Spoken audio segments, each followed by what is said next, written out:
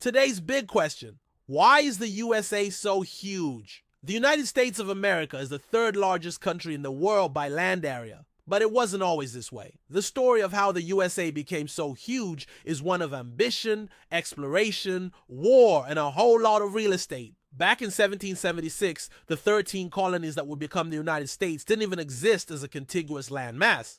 They were, as the name suggests, scattered along the eastern coast. In fact, the vast majority of the land west of the Mississippi River was still owned and inhabited by various Native American tribes. But the U.S. didn't stay small for long. In 1803, President Thomas Jefferson made a massive land deal with France, purchasing what would become known as the Louisiana Territory. This vast area nearly doubled the size of the young country and gave the U.S. control of the Mississippi River, which was key to controlling trade in the region. The acquisition of Louisiana also sparked an 18-year period of westward expansion that led to the U.S. acquiring more territory through war, treaty, and diplomacy. The Oregon Territory, for example, was claimed by both Britain and the U.S.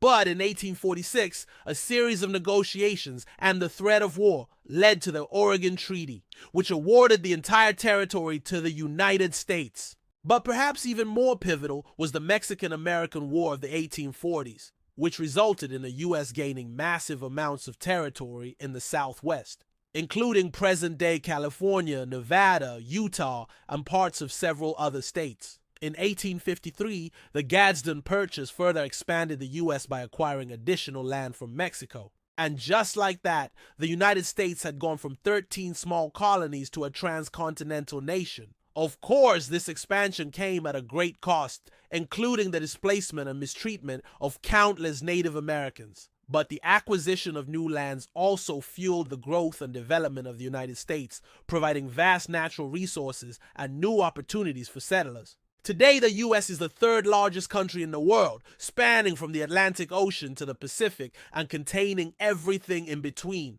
And that's why